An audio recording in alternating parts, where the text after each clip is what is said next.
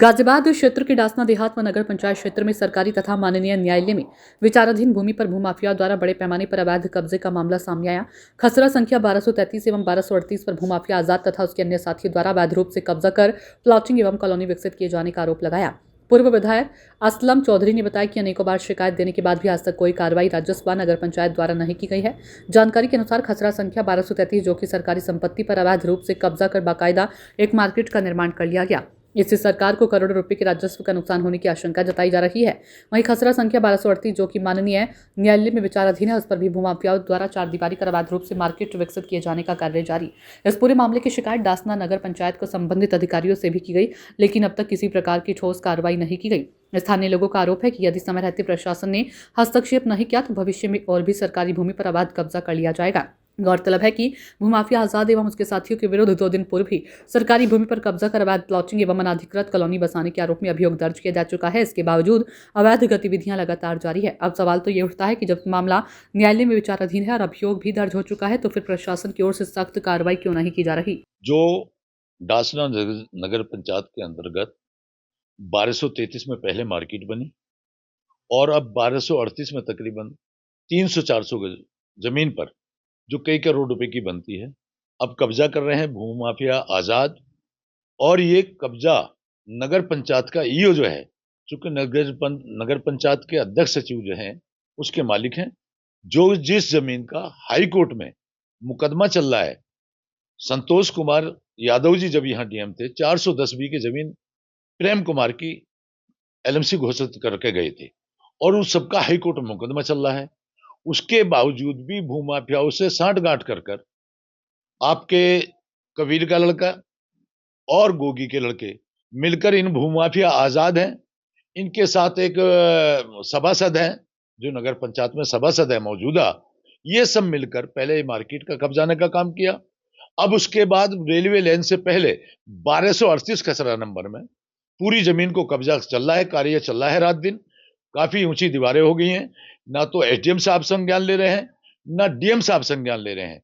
जबकि योगी जी का कहना है कि जितनी ऊसर जमीन है भूमाफिया इस तरीके के, जैसे कि आजाद पे अभी 2 दिन पहले भी अशोका सहकारी समिति की सीलिंग की जमीन पर कब्जा करने की एफआईआर मसूरी थाने में हुई है कल परसों। इसी तरीके से यहां आजाद भूमाफिया और एक नगर पंचायत का सभासद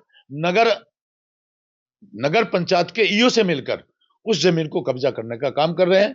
मेरा आपके चैनल से माध्यम है, मेरे आपके चैनल के माध्यम से डीएम साहब से, एसडीएम साहब से, तहसीलदार साहब से ये कहना अनुरोध है कि नगर पंचायत के ईओ के साथ लगकर जो भूमाफिया सरकारी संपत्ति को, कई करोड़ रुपए की संपत्ति को कब्जाने का काम कर रहे हैं, उसको रोकने और बचाने का कार्य करें।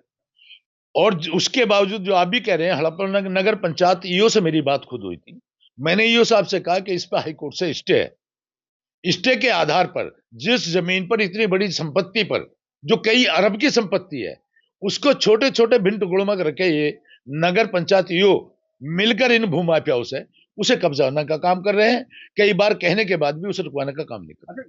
जिस तरीके से बहुत भोले लोग हैं जो आप कह रहे हैं, उसी तरीके से हमारे गांव के अंदर 18 बीघे सीलिंग की जमीन है अशोका सहकारी समिति की, जिसमें यासीन पुत्र अब्बास, यामीन पुत्र इसाक, इन्होंने मिलकर भोले भाले लोगों को उसमें जमीन दे दी, उसमें प्लॉट दे दिए, उनसे मोटे पैसे ऐंठ लिए। इसी तरीके से आजाद के पहले भी काम है।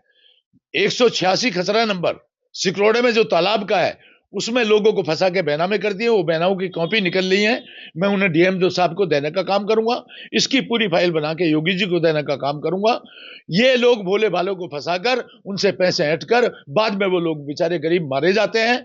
मैं उनसे भी अवगत कराना चाहता हूं, ऐसे लोगों से होशियार रहे और उनके जाल में ना फंसकर अपनी पूंजी को समाप्त ना करें।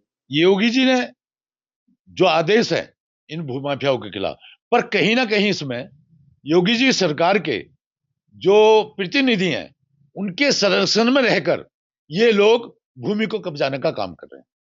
अधिकारी और जो बीजेपी के यहाँ प्रतिनिधि हैं उनके संरक्षण में रहकर इन संपत्तियों को कब्जाने का काम कर रहे हैं।